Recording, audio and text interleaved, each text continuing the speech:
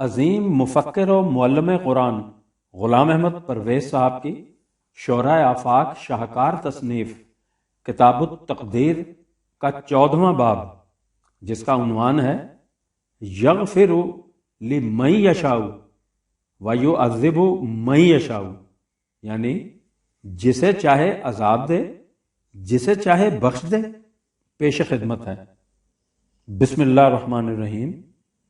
قرآن کریم کی بعض آیات میں اس قسم کے الفاظ آتے ہیں، یغفر لمن یشاء ویعذب من یشاء، سورہ آل عمران کی آیت 129، اور ان کا لفظی ترجمہ کیا جاتا ہے کہ خدا جسے چاہے بخش دے اور جسے چاہے عذاب دے دے، اور اس ترجمہ کی بنیاد پر جو عمارت استوار کی جاتی ہے وہ ظاہر ہے۔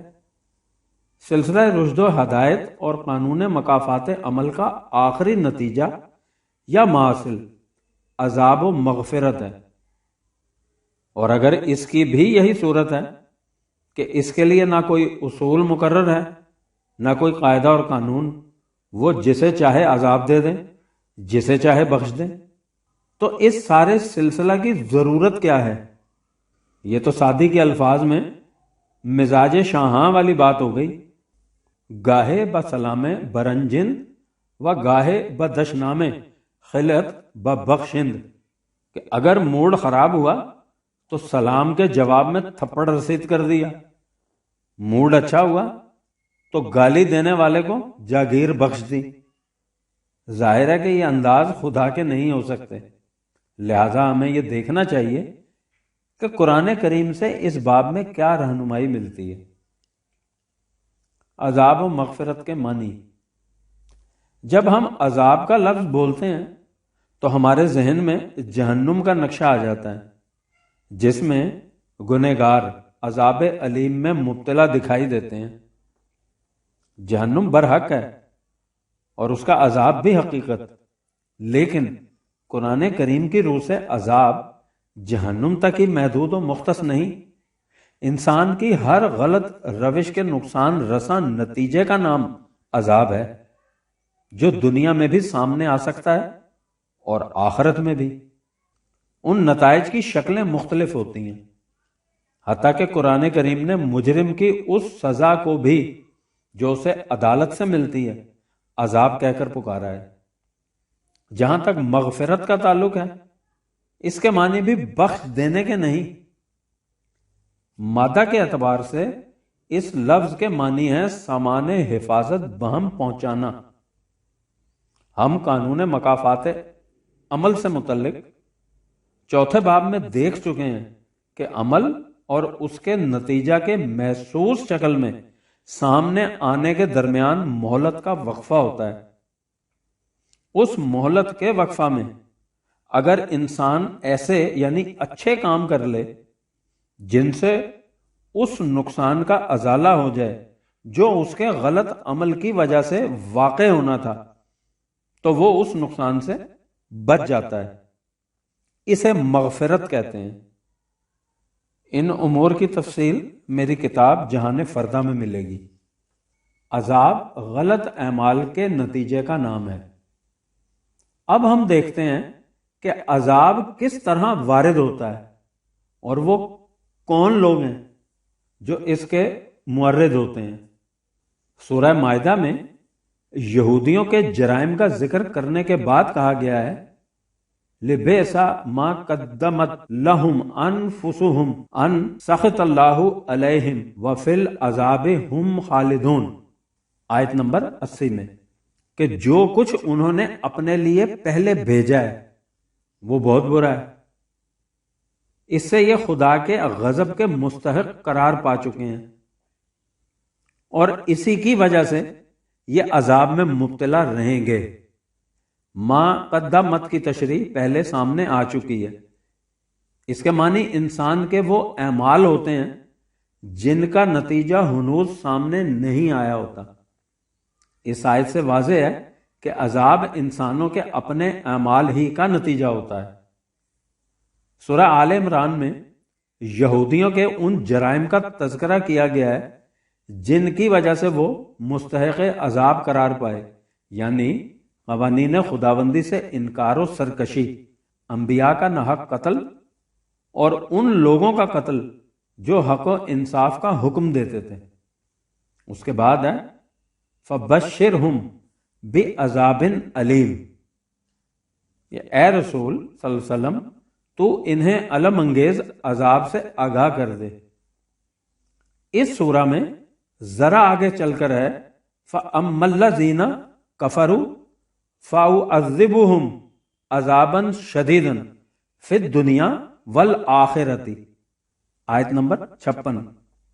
جو لوگ قوانین خداوندی سے انکار اور سرکشی کی راہ اختیار کرتے ہیں وہ دنیا اور آخرت میں شدید عذاب میں مبتلا ہوتے ہیں۔ وہ ساری دنیا کا مال و دولت بطور فدیہ دے کر بھی اس عذاب سے چھٹکارا حاصل نہیں کر سکتے۔ سورہ المائدہ کی آیت 36۔ سورہ انعام میں آیت 49 میں والذین کذبوا بآیاتنا یمسهم العذاب بما کانوا یفسقون، کہ جو لوگ ہمارے قوانین کی تکذیب کرتے ہیں وہ اپنے فسق کی وجہ سے مبتلائے عذاب ہوں گے۔ مزید حوالے کے لیے 7 نمبر سورت کی 165 نمبر آیت بھی ملاحظہ کیجیے۔ سورہ توبہ میں ہے کہ ان مخالفین یعنی قریش نے ظلم و ستم پر اس لیے کمر باندھ رکھی ہے کہ یہ سمجھتے ہیں کہ ہمارے پاس مال و دولت بھی بہت ہے اور ہمارا جتھا بھی بڑا مضبوط ہے، اس لیے ہم جو جی میں آئے کریں، ہمیں کون پوچھ سکتا ہے۔ کہا کہ ان کا یہی زعم باطل انہیں مبتلائے عذاب کر دے گا۔ سورہ توبہ کی آیت نمبر 55۔ اور ان پر یہ عذاب تمہارے ہاتھوں میدان جنگ میں آئے گا۔ اس کے حوالے کے لیے دیکھیے سورہ توبہ کی آیت 52 اور سورہ توبہ کی آیت 85۔ سورہ ہود میں ہے کہ یہ لوگ نہ غور و فکر سے کام لیتے ہیں، نہ عقل و ہوش سے، نہ کسی کی بات سنتے ہیں، نہ دیکھ کر راستہ چلتے ہیں۔ یہ مبتلائے عذاب نہیں ہوں گے تو اور کون ہوگا؟ حوالے کے لیے دیکھیے سورہ بقرہ کی آیت 7 اور 11 نمبر سورت کی آیات 18 تا 24۔ بعض آیات میں عذاب کے مقابلہ میں رحمت کا لفظ آیا ہے۔ سورہ آل عمران میں ہے کہ اے جماعت مومنین، دیکھنا تم ان لوگوں کی طرح نہ ہو جانا جنہوں نے باہمی تفرقہ پیدا کر لیا اور خدا کی طرف سے واضح تعلیم مل جانے کے بعد اختلاف کرنے لگ گئے۔ اولئک لہم عذاب عظیم، یہ سخت عذاب میں مبتلا ہوں گے۔ جس دن اعمال کے نتائج محسوس شکل میں سامنے آئیں گے تو بعض چہرے سیاہ ہوں گے اور بعض نورانی۔ جن لوگوں کے چہرے سیاہ ہوں گے ان سے کہا جائے گا کہ تم نے ایمان لے آنے کے بعد پھر سے کفر اختیار کر لیا تھا، یعنی امت واحدہ بن جانے کے بعد تفرقہ پیدا کر لیا تھا۔ فذوقوا العذاب بما کنتم تکفرون، لہذا تم اپنے کفر کی وجہ سے عذاب کا مزہ چکھو۔ اور جن لوگوں کے چہرے نورانی ہوں گے ففی رحمت اللہ، وہ خدا کی رحمت میں ہوں گے۔ حوالے کے لیے دیکھیے سورہ آل عمران کی آیات 105 تا 107۔ من یشاء کا مطلب ان تصریحات سے واضح ہے کہ انسان اپنے اعمال کی وجہ سے عذاب میں مبتلا ہوتا ہے۔ اسی کا نام قانون مکافات عمل ہے، جسے دوسرے الفاظ میں قانون مشیت کہا جاتا ہے۔ جن آیات میں من یشاء کا فاعل خدا ہوتا ہے ان میں اس کا یہی قانون مشیت مراد ہوتا ہے۔ سورہ اعراف میں ہے کہ حضرت موسیٰ علیہ السلام نے دعا کی، بار الہ ہمارے لیے دنیا اور آخرت کی خوشگواریاں لکھ دے۔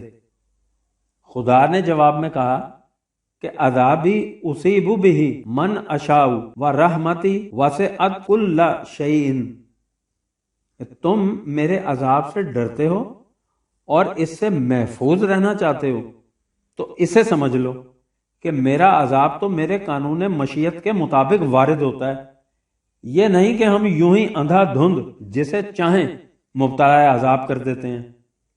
لہذا اس میں ڈرنے کی کوئی بات نہیں۔ باقی رہی میری رحمت، تو وہ ساری کائنات کو محیط ہے، لیکن انسانوں میں سے ہم اسے ان لوگوں کے لیے لکھ دیتے ہیں جو تقوی شعار ہوتے ہیں، ایتائے زکوٰۃ کا انتظام کرتے ہیں اور ہمارے قوانین کی صداقت پر ایمان رکھتے ہیں۔ ضمناً آخری دور میں یہ رحمت ان کے حصے میں آئے گی جو ہمارے اس نبی امی صلی اللہ علیہ وسلم کا اتباع کریں گے، جس کا ذکر وہ تورات اور انجیل میں موجود پائیں گے، جو معروف کا حکم دے گا اور منکر سے روکے گا۔ ان آیات کے حوالوں کے لیے دیکھیے سورہ اعراف کی آیات 155 اور 156۔ یہاں سے واضح ہو گیا کہ عذاب اور رحمت کے لیے اصول اور قانون مشیت کیا ہے اور من یشاء کا مطلب کیا۔ سورہ بنی اسرائیل میں ہے کہ اے رسول صلی اللہ علیہ وسلم میرے بندوں سے کہہ دو کہ آپس میں ہمیشہ اچھی باتیں کیا کریں، خوش معاملہ رہیں، کیونکہ شیطان چاہتا ہے کہ تم میں نزاع اور مخاصمت کا بیج بو دیں، اس کا اتباع نہ کریں، وہ تمہارا کھلا ہوا دشمن ہے۔ اس کے بعد ہے ربکم اعلم بکم، خدا تمہارے اعمال کو اچھی طرح جانتا ہے۔ این یشا یرحمکم او این یشا یعذبکم، اگر وہ یعنی اعمال اس کے قانون مشیت کے مطابق ہوئے تو تم اس کی رحمت کے مستحق قرار پاؤ گے، اگر اس کے خلاف ہوئے تو اس کا عذاب تم پر وارد ہو جائے گا۔ اب ان میں سے جس کا جی چاہے خدا کی رحمتوں کے دروازے اپنے سامنے کھول لے، جس کا جی چاہے اس کا عذاب اپنے اوپر وارد کر لے۔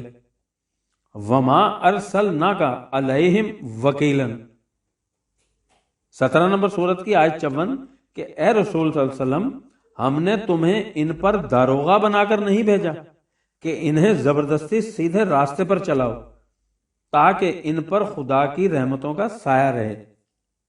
مغفرت کی دو شکلیں۔ اب مغفرت کی طرف آئیے، اس کی دو شکلیں ہوں گی۔ آپ نے دیکھا ہوگا کہ جب کسی بستی میں وبائی امراض پھیلتے ہیں تو کمزور آدمی ان کا جلد شکار ہو جاتا ہے، اور جن میں قوت مدافعت یعنی پاور آف ریزسٹنس زیادہ ہوتی ہے وہ ان سے محفوظ رہتے ہیں۔ یہ وہ سامان مغفرت یعنی حفاظت ہے جو انسان کو حسن عمل سے حاصل ہوتا ہے اور جس کی وجہ سے وہ مبتلا عذاب ہوتا ہی نہیں۔ دوسری صورت یہ ہے کہ بیماری نے حملہ کر دیا، بیمار کی جان تو بچ گئی لیکن وہ بہت کمزور ہو گیا۔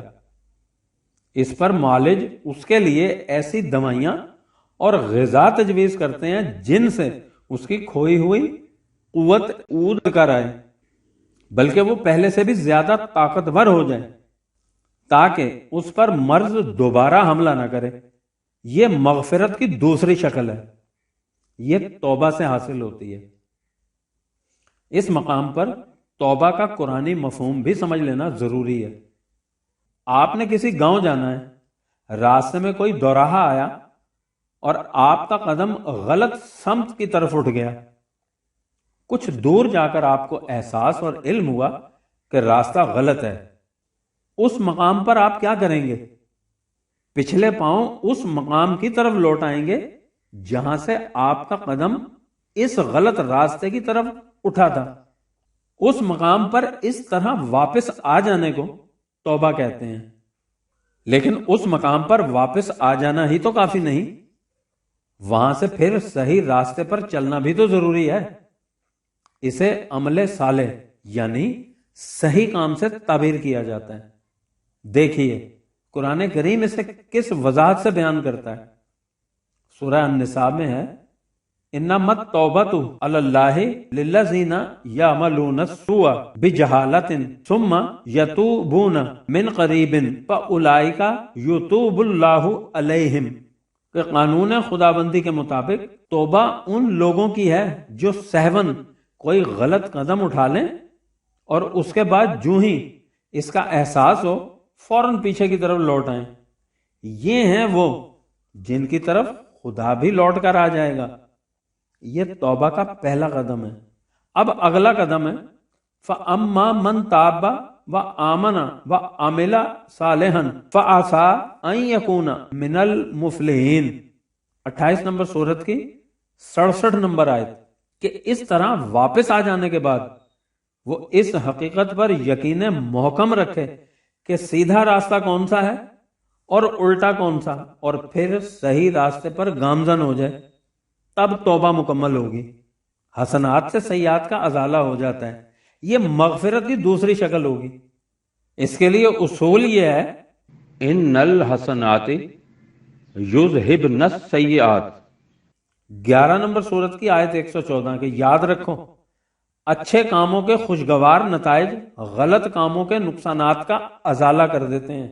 ان تصریحات کی روشنی میں یغفر لمن یشاء ویعذب من یشاء کا مفہوم واضح ہو جاتا ہے، یعنی جو شخص غلطی ہو جانے کے بعد اس پر اڑا رہے وہ عذاب میں مبتلا ہو جائے گا، جو اس سے باز آ کر اپنی اصلاح کر لے وہ عذاب سے بچ جائے گا۔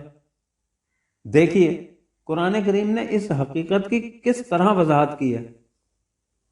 سورہ مائدہ میں پہلے کہا کہ سارق یعنی چور کی سزا یہ ہے، اس کے بعد کہا کہ من بعد ظلمہ واصلح فان اللہ یتوب علیہ ان اللہ غفور رحیم، لیکن جو مجرم اپنے کیے پر نادم ہو اور اس روش سے باز آ جائے اور اپنی اصلاح کر لے تو خدا اس کی طرف لوٹ آئے گا۔ یقیناً خدا مغفرت اور رحمت عطا کرنے والا ہے۔ اس سے یہ سوال پیدا ہوا کہ عذاب اور مغفرت یعنی عام الفاظ میں سزا اور معافی کو ساتھ ساتھ رکھنے کی ضرورت کیا تھی؟ یہ سوال اس لیے ابھرتا تھا کہ یہودیوں کے ہاں سزا ہی سزا تھی، معافی کی گنجائش نہیں تھی، اور عیسائیوں کے ہاں رحم یعنی مرسی ہی مرسی تھا، سزا کا تصور ہی نہیں تھا۔ اس کے جواب میں کہا کہ الم تعلم ان اللہ لہ ملک السماوات والارض، کیا یہ لوگ نہیں جانتے کہ اس عظیم سلسلہ کائنات میں خدا کا اقتدار کس طرح کار فرما ہے؟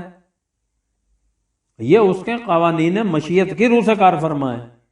اسی قسم کے قوانین مشیت انسانوں کی تمدنی زندگی کے لیے بھی مقرر کیے گئے ہیں، انہی کے مطابق اس کا فیصلہ ہوتا ہے کہ سزا کسے ملنی چاہیے اور درگزر کس سے کر دینا چاہیے۔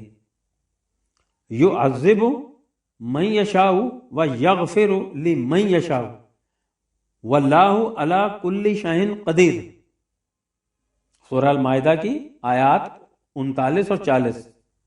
آپ نے غور فرمایا کہ عذاب یعنی سزا کس مجرم کو دیا جاتا ہے اور مغفرت کس کی ہوتی ہے؟ کیا اس کا فیصلہ اس طرح ہوتا ہے کہ خدا جسے چاہتا ہے سزا دے دیتا ہے اور جسے چاہتا ہے معاف کر دیتا ہے؟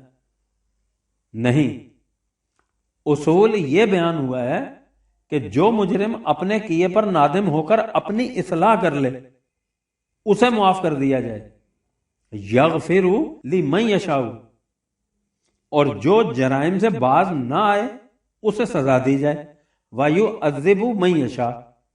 یہ ہے ان الفاظ کا قرآنی مفہوم، اور یہ ہے وہ اصول جس کے مطابق اس امر کا فیصلہ ہوتا ہے کہ ملزم مستحق سزا ہے یا سزاوار عفو۔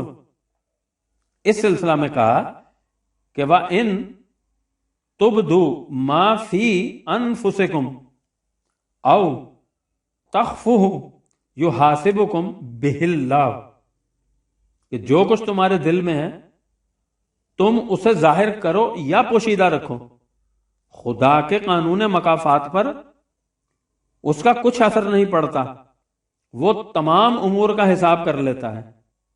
فَيَغْفِرُ لِمَن يَشَاءُ وَيُعَذِّبُ مَن يَشَاءُ وَاللَّهُ عَلَى كُلِّ شَيْءٍ قَدِيرٌ، سورہ بقرہ کی آیت 284۔ اس کے بعد اس امر کا فیصلہ ہوتا ہے کہ خدا کے قانون مشیت کے مطابق کسے مغفرت مل سکتی ہے اور کون مستحق عذاب ہے۔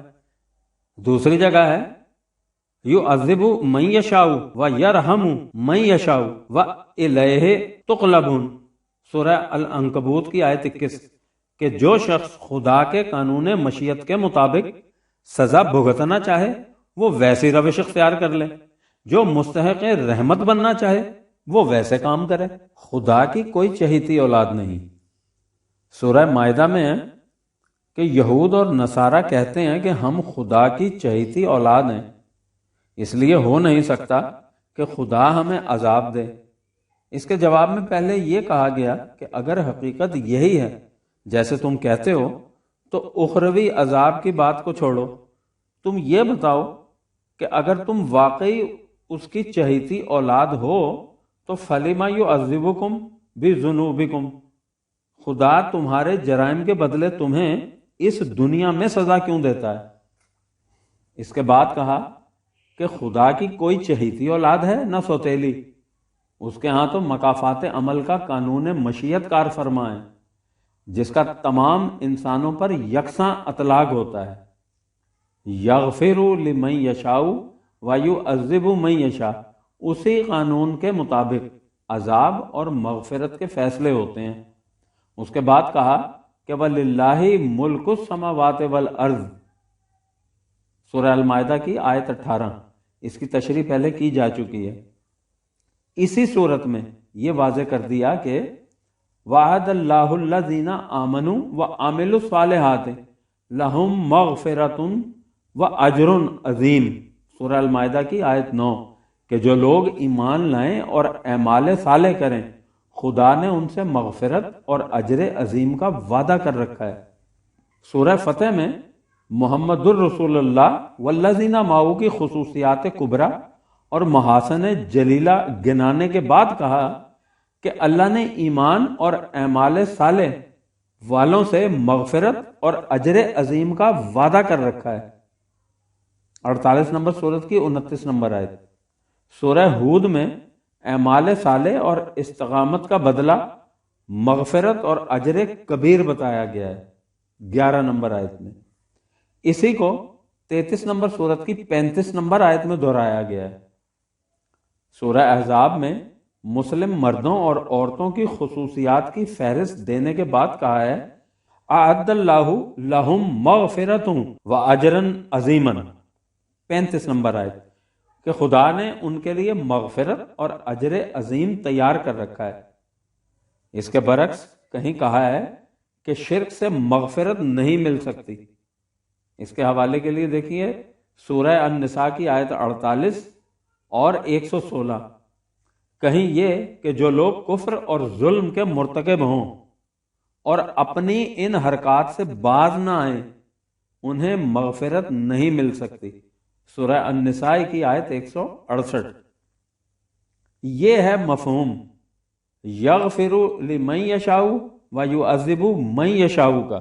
یہ عقیدہ کہ خدا کے ہاں کوئی قاعدہ اور قانون مقرر نہیں، وہ جسے چاہے عذاب دے دے جسے چاہے بخش دے، قرآن کریم کی بنیادی تعلیم کے خلاف اور خدا کے صحیح تصور کی نقیض ہے۔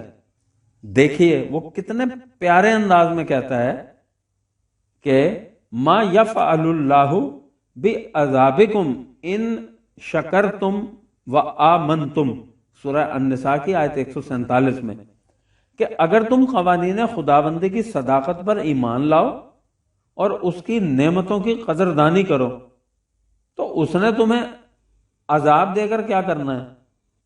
مجرم کے احوال و کوائف کی نسبت سے سزا۔ عذاب و مغفرت کے سلسلہ میں قرآن کریم نے ایک اور اہم اصول کی طرف بھی توجہ دلائی ہے۔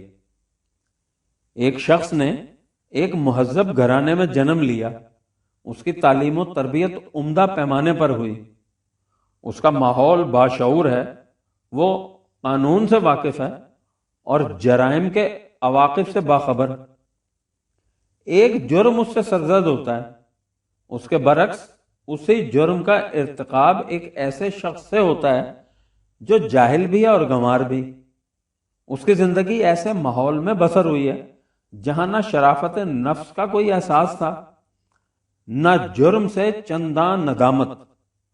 قرآن کریم کا تجویز کردہ اصول یہ ہے کہ ان مجرموں کو ایک جیسی سزا نہ دی جائے۔ اسی اصول کے مطابق اس نے لونڈیوں کے جرم زنا کی سزا مہذب گھرانے کی مستورات کے مقابلہ میں نصف قرار دی ہے۔ حوالے کے لیے دیکھیے یہ سورہ النساء کی آیت 25۔ اور خاندان نبوی صلی اللہ علیہ وسلم کی محترم خواتین سے کہا ہے کہ اگر تم سے کوئی جرم سرزد ہوا تو تمہیں اس کی دگنی سزا ملے گی۔ اس کے حوالے کے لیے دیکھیے 33 نمبر سورت کی آیات 30 تا 32۔ اجتماعی سزا۔ انفرادی احوال و قواعد سے آگے بڑھ کر معاشرہ کی اجتماعی کیفیت کا ملحوظ رکھنا بھی ضروری ہے۔ اس نے کہا ہے کہ جب معاشرہ میں خرابیاں عام ہو جائیں تو اس وقت شر مستطیر ہو جاتا ہے۔ اس کے حوالے کے لیے دیکھیے 76 نمبر سورت کی آیت نمبر 7 میں، یعنی اڑ کر جا لگتا ہے۔ جب ایسے معاشرہ پر تباہی آتی ہے تو اس کی لپیٹ میں مجرم اور پاک باز سب آ جاتے ہیں۔ اسی لیے اس نے جماعت مومنین سے کہا ہے کہ ایسا انتظام کرو کہ معاشرہ اس قسم کے سیلاب کی لپیٹ میں نہ آ جائے۔ وَاتَّقُوا فِتْنَةً لَا تُصِيبَنَّ الَّذِينَ ظَلَمُوا مِنْكُمْ خَاصَّةً۔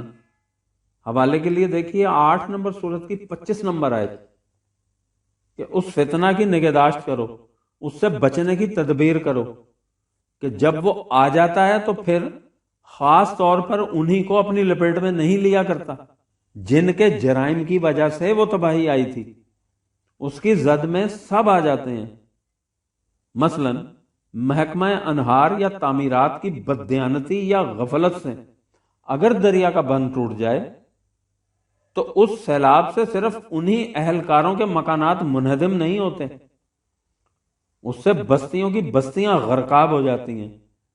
وہ فتنہ کسی خاص حلقے تک مخصوص و محدود نہیں رہتا، حتیٰ کہ سیلاب نہ پرسد کے در خانہ کدام است۔ اس قسم کی اجتماعی تباہیوں میں بے قصور افراد بھی گرفتار بلا ہو جاتے ہیں۔ حقیقت یہ ہے کہ فرد تقدیر کے ہاتھوں مجبور نہیں ہوتا، وہ معاشرہ کے ہاتھوں مجبور ہوتا ہے۔ یہی وجہ ہے کہ قرآن کریم اجتماعی زندگی کی اصلاح پر زور دیتا ہے اور افراد سے کہتا ہے کہ وہ تقدیر کا رونا رونے کے بجائے معاشرہ کو صحیح یعنی قرآنی خطوط پر متشکل کرنے کی کوشش کریں۔ معاشرہ کے بدل جانے سے افراد کی تقدیریں خود بخود بدل جائیں گی۔ الدین معاشرہ کے صحیح نظام کا نام ہے۔ ایسے معاشرہ میں نہ کہیں نالہ نیم شبی سنائی دیتا ہے، نہ فغان سحری۔ اس میں ہر طرف سے سلامن سلامن کی نشید جاں فضا فردوس گوش بنتی ہے۔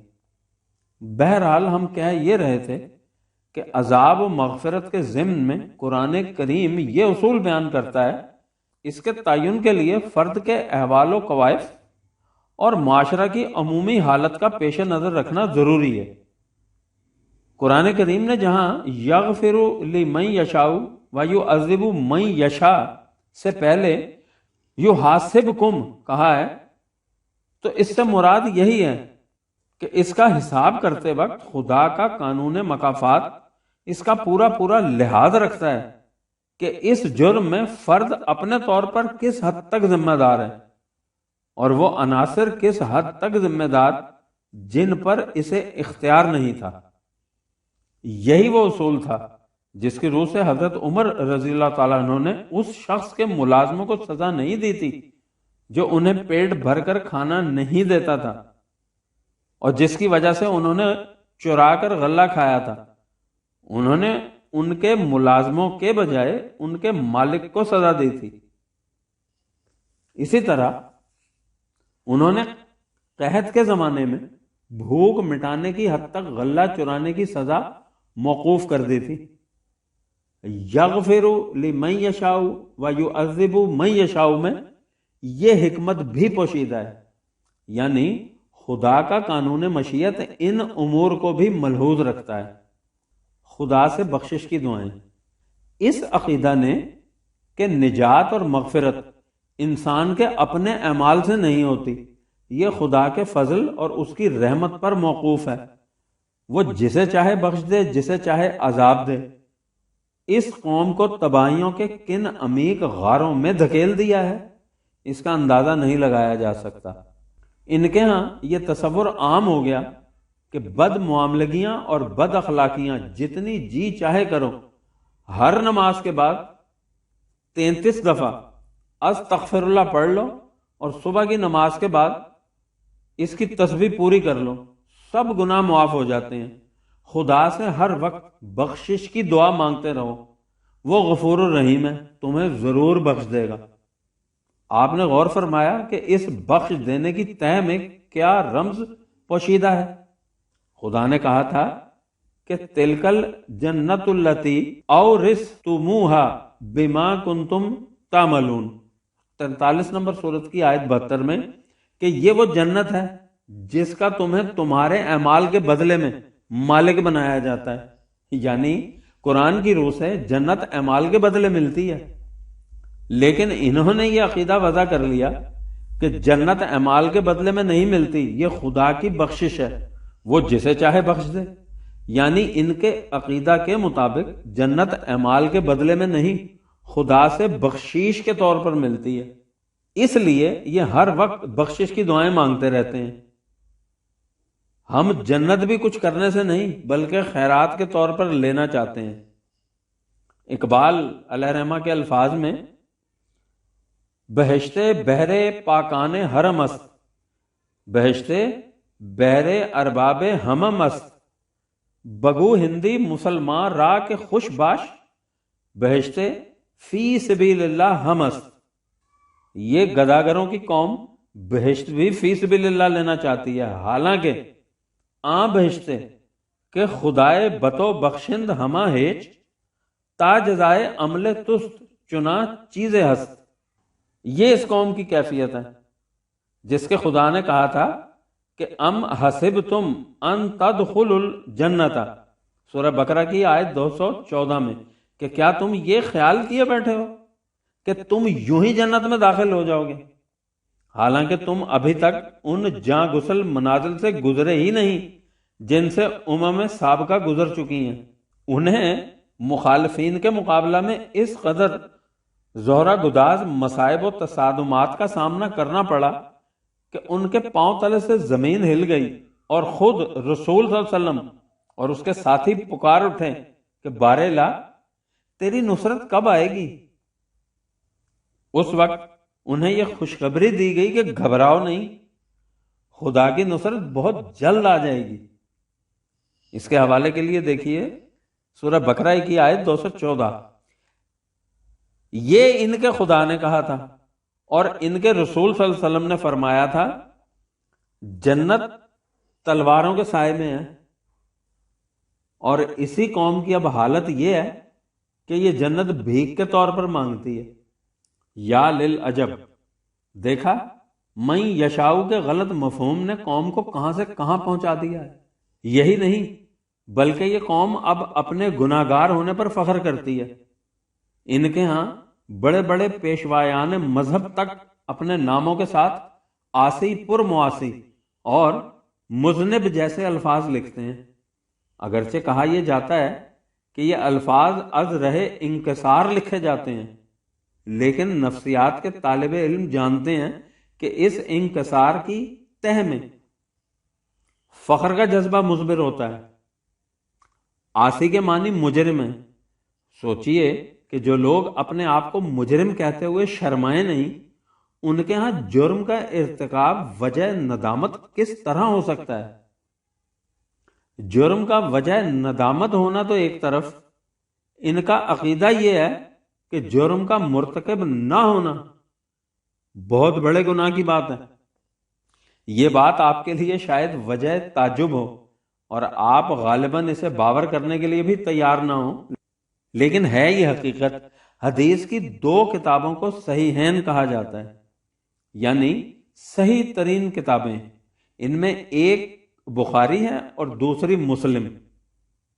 صحیح مسلم کی ایک حدیث ہے کہ رسول اللہ صلی اللہ علیہ وسلم نے فرمایا، والذی نفسی بیدہ لو لم تذنبوا لذهب اللہ بکم ولجاء بقوم یذنبون فیستغفرون، کہ اس ذات کی قسم جس کے ہاتھ میں میری جان ہے، اگر تم ایسے ہو جاؤ کہ گناہ تم سے سرزد ہی نہ ہو تو خدا تمہیں زمین سے ہٹا دے اور تمہاری جگہ ایک دوسرا گروہ پیدا کر دے جس کا شیوا یہ ہو کہ گناہوں میں مبتلا ہو اور پھر خدا سے بخشش و مغفرت کی طلبگاری کرے۔ جس قوم کے ہاں عقیدہ یہ ہو اور اس عقیدہ کو وہ منسوب کرے حضور رسالت مآب صلی اللہ علیہ وسلم کی طرف کہ اگر تم گناہ نہ کرو گے تو خدا تمہیں صفحہ ہستی سے مٹا دے گا اور تمہاری جگہ ایک ایسی قوم کو لے آئے گا جو گناہ کرے گی اور پھر خدا سے بخشش مانگے گی، تو سوچئے کہ اس قوم میں اگر جرائم و معائب عام نہ ہوں گے تو اور کیا ہوگا۔ جب یہی عقیدہ ہمارے شاعروں کے ہتھے چڑھا تو پھر خدا دے اور بندہ لے۔ انہوں نے گناہوں کی اہمیت کو ایسے مزے لے لے کر بیان کیا کہ قوم کے نزدیک گناہ مقصد حیات اور حاصل کائنات بن گئے۔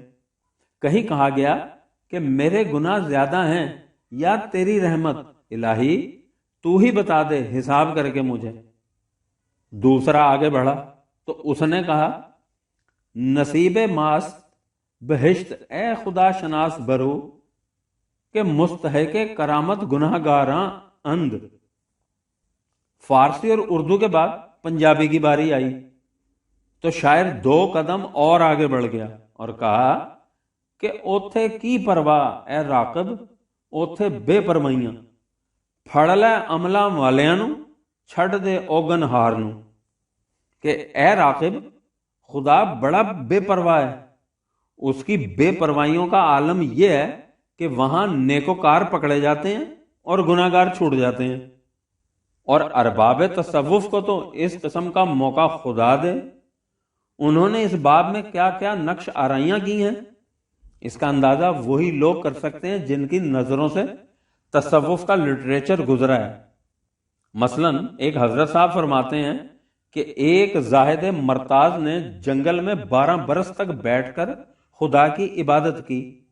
12 سال کے بعد ندا آئی کہ ہم نے تمہاری عبادت قبول کر لی ہے، مانگو کیا مانگتے ہو۔ اب ان کی سمجھ میں نہ آئے کہ خدا سے کیا مانگیں۔ وہ اسی شش و پنج میں بیٹھے تھے کہ دیکھا ایک مرد بزرگ سامنے سے آ رہے ہیں۔ انہوں نے پوچھا کہ تم اس قدر پریشان کیوں ہو؟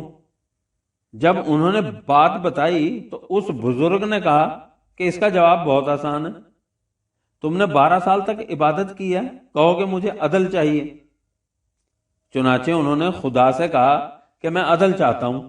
اس پر جواب ملا کہ بہت اچھا، ہم عدل کرتے ہیں، تم 12 سال تک اس پتھر کے اوپر بیٹھے ہو، عدل کا تقاضا یہ ہے کہ اب 12 سال تک یہ پتھر تمہارے اوپر بیٹھے۔ اب انہوں نے سمجھ لیا کہ وہ جسے انہوں نے مرد بزرگ سمجھا تھا وہ شیطان تھا جس نے انہیں بہکا دیا، لیکن اب کیا ہو سکتا تھا؟ انہوں نے عدل مانگا تھا، عدل مل گیا۔ 12 برس تک یہ پتھر کے نیچے بیٹھے رہے، اس کے بعد پھر 12 برس تک خدا کی عبادت کی، اور پھر ندا آئی کہ مانگ، کیا مانگتا ہے؟ انہوں نے کہا کہ بارے لا، میں تیرا فضل مانگتا ہوں، عدل نہیں مانگتا۔ جواب ملا کہ ہم نے تمہیں کتب بنا دیا۔ یاد رکھو، عدل کا مطالبہ شیطان کا ہے، ہمارے بندے ہمیشہ فضل مانگتے ہیں۔ یہ سب سینٹ پال کی تعلیم کا اثر ہے۔ آپ کو معلوم ہے کہ اس قسم کے عقائد کا سرچشمہ کون سا ہے؟ عیسائیت کی وہ تعلیم جسے سینٹ پال نے ایجاد کیا۔ آپ بائبل عہد نامہ جدید میں سینٹ پال کے خطوط دیکھیے، ان میں آپ کو لکھا ملے گا کہ تم کو نجات عقیدہ کی روح سے ملی ہے اور یہ تمہاری طرف سے نہیں، خدا کی بخشش ہے، یہ تمہارے اعمال کے سبب نہیں۔ حوالے کے لیے دیکھیے افسیون باب 2 آیات 8 اور 9۔ دوسری جگہ ہے چنانچہ ہم یہ نتیجہ نکالتے ہیں کہ انسان شریعت کے اعمال کی وجہ سے نہیں بلکہ ان اعمال کے بغیر عقیدہ کی بنا پر راست باز ٹھہرتا ہے۔ اس کے حوالے کے لیے دیکھیے رومیوں کے نام باب نمبر 3 کی آیت نمبر 28۔ اسی بنا پر عیسائیوں کے ہاں گاڈ از مرسی کا عقیدہ عام ہو گیا، اور یہی وہ عقائد تھے جو ہمارے ہاں بھی جزو دین بلکہ مغز دین بن گئے، اور ان کی تائید کے لیے اس قسم کی روایات وضع کر لی گئیں کہ لن یدخل احدکم الجنت بعملہ، تم میں سے کوئی شخص اپنے اعمال کی بدولت جنت میں نہیں جا سکے گا۔ یہ ہے یغفر لمن یشاء ویعذب من یشاء کے غلط مفہوم اور اس کے ترجمہ کا نتیجہ کہ خدا جسے چاہتا ہے عذاب دیتا ہے، جسے چاہتا ہے بخش دیتا ہے۔ اور یہ ہیں عقیدہ جبر یعنی تقدیر کی کرشمہ زائیاں اور تباہ کاریاں۔ 14واں باب ختم ہوا۔